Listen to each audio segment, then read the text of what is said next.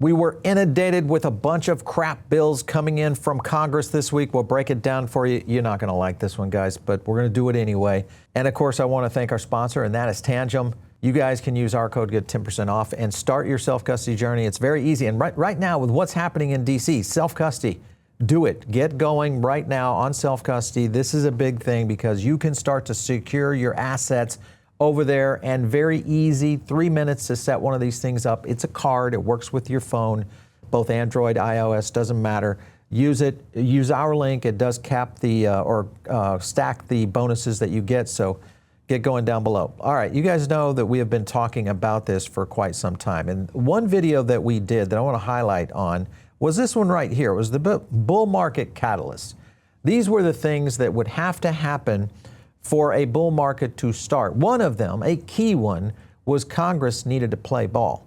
The problem is what we are starting to see now coming out of DC is absolute horror. It's a horror film. It's like Texas Chainsaw Massacre.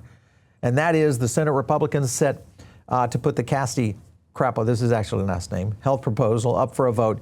This did not end well. So I want to go to this first clip to kind of break this down for you. Take a look. You're not going to see a doubling in your premiums. You're going to see a tripling or quadrupling. People are going to be spending 40, 50% of their incomes on healthcare. That is insane.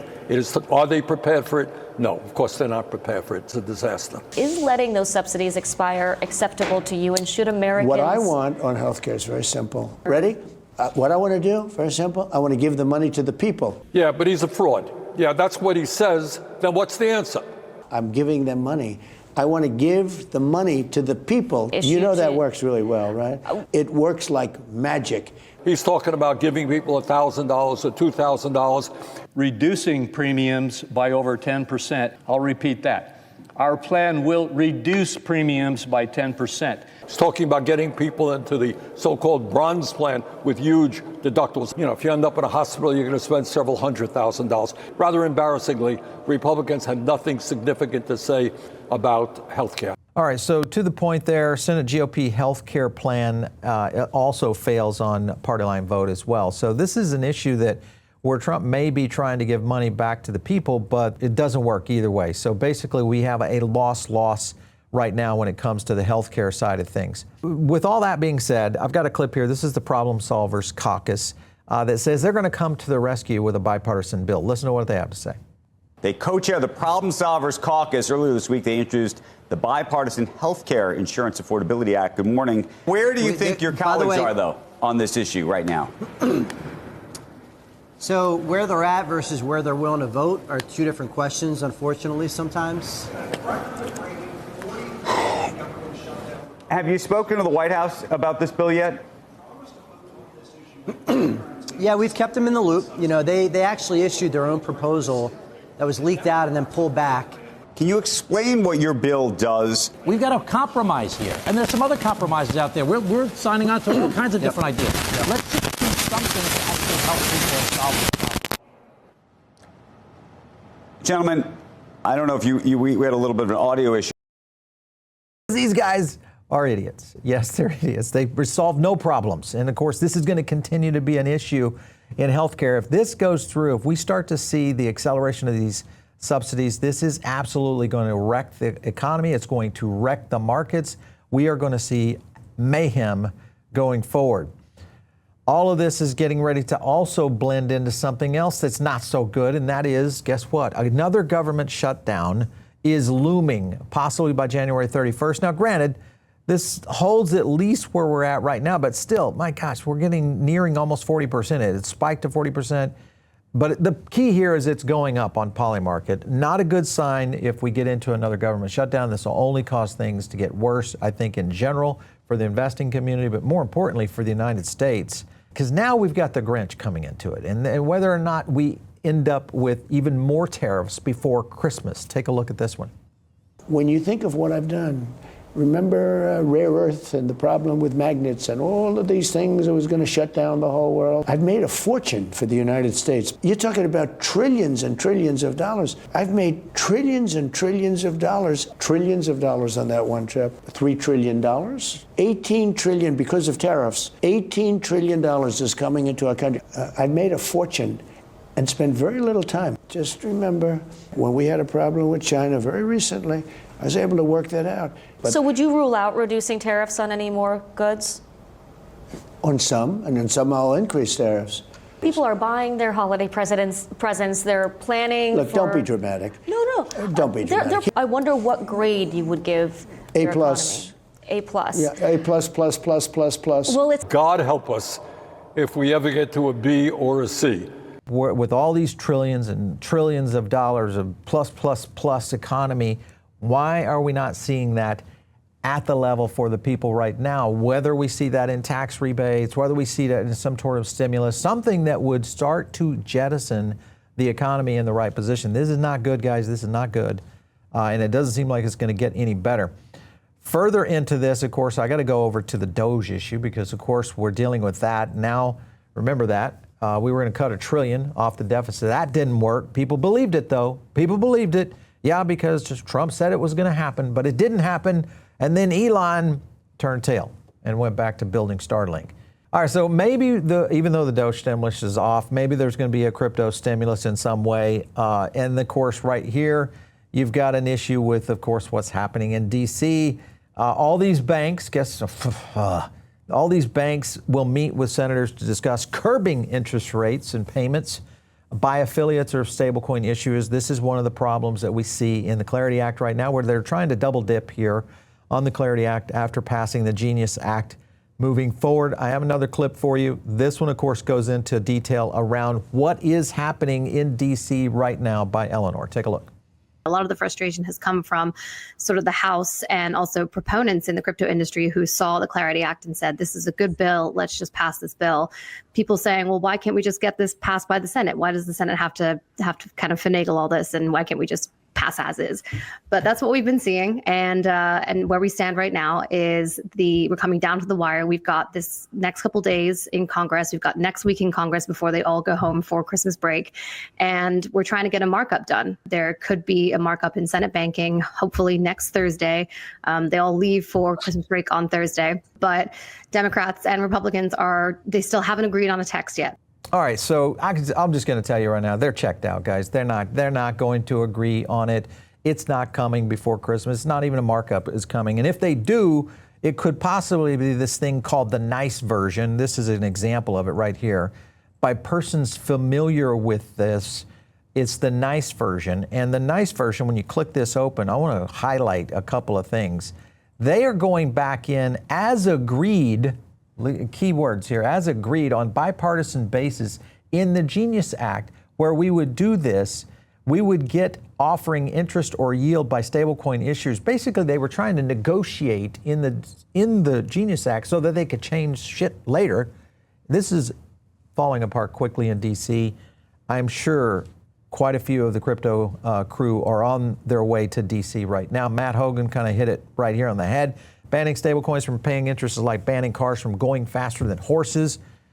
No doubt, Matt. I agree with that. All right, when you look at this, Dems think they can find another way to permit yield. If you look down into the articles here, it says Democrats believe that Congress can find solutions that issue to protect banking systems, still permitting rewards and incentives. The working group believes also closing loopholes is a bipartisan issue. Another problem with a wide coalition of bankers that are right here at the front of this. So basically what they're talking about is figuring out how to give you bonuses and rewards, which basically boils down to maybe toasters, I guess, or I don't know what they would give you. But the point is they're going to be taking away or trying to take away yield out there. And this isn't just happening away from DC. Now you got Coinbase over here doing this stuff where you don't get a yield now unless you pay for Coinbase One. Come on, Coinbase. Let's get this together. Drop this right now. I think you just have to do it. Just get it out of here. But right now, you got to pay $60 to get your 3.5% APY. So that's a banking tactic overall. Remember, Robinhood's getting ready to launch their banking app. I don't know if that's going to happen. I got the note this morning from Robinhood saying, yes, it's going to happen. Vlad needs to get this going. Hopefully, he'll be paying yields without the additional fees over there. Trump, of course, is going to rain tax refunds on America, record-breaking tax refunds hitting Americans in 26, saying around $2,000 per household. I don't know. Do you think this will even happen, or is it another Doge stimulus facade, or is it one of those situations right now where will this even affect the market in general? I don't know. I don't know if I can believe this administration. I don't know if I can believe anything that's going on in D.C. right now with the amount of crapo bills that are funneling through D.C. right now at the end of the year. It's getting ridiculous. One big, beautiful sports bill. It doesn't end, guys. It doesn't end. Now you've got one coming after the gamblers. I mean, let's go.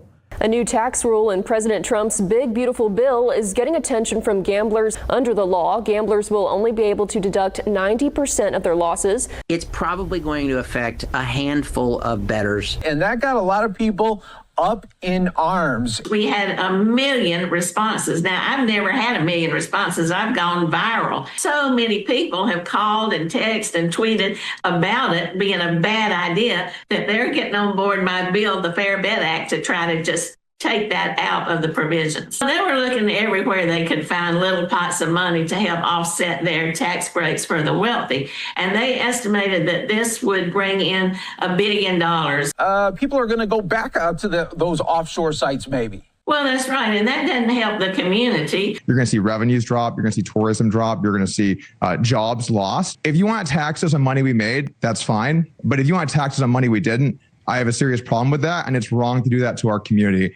All right, so as you can see, this is continuing to dump on the market. The big, beautiful bill is figuring out ways to pull in more from so many different other places. Here's Trump on trying to remove gambling taxes. Take a look. Did you ever consider no tax on gambling? No tax on gambling? I don't know about that. I'm going to have to think about that. I think it's better to go up and maybe take our seats. It's a pretty rough flight.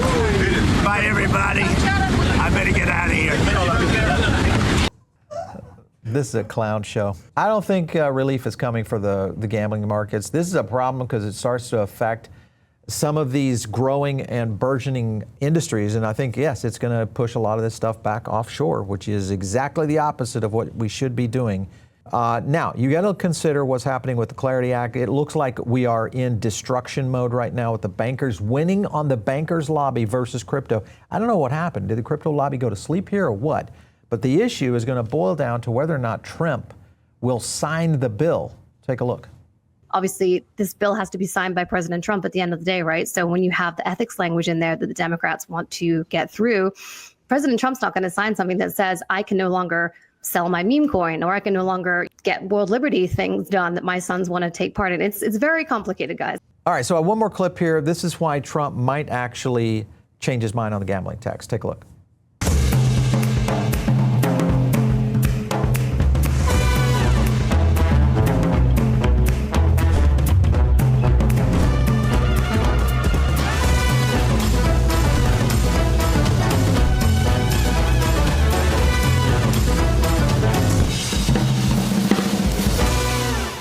Fuck. I'm going to go vomit in my coffee. I'll let Johnny respond to that one.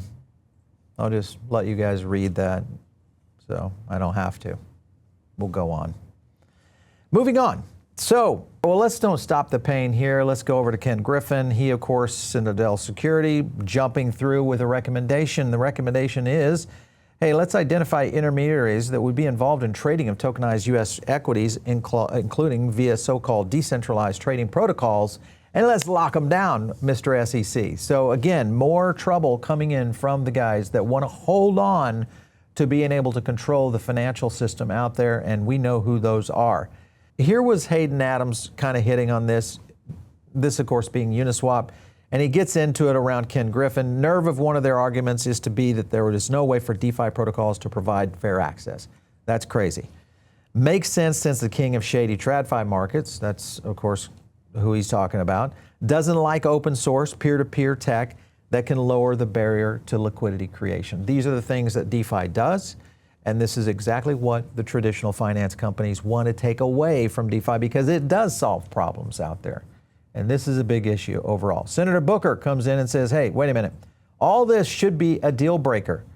All of this. We can't criminalize people who write code, for crying out loud. Thank goodness for that.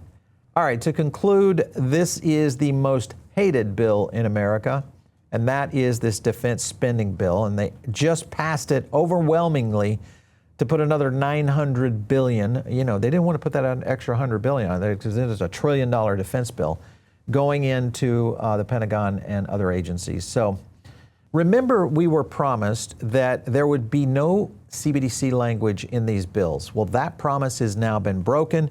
CBDC, of course, you guys know, it's the ultimate tool for surveillance out of governments. And we had to demand better. I think the issue is that the fight is now on with a must-pass bill to ensure that CBDCs never see the light of day. This is a big, big deal that right now is currently on the chopping block there in D.C. One last thing. This, of course, is Howard Lutnik saying, hey, don't worry about it. We good. Take a look. There's no fears. There's nothing happening that are horrible.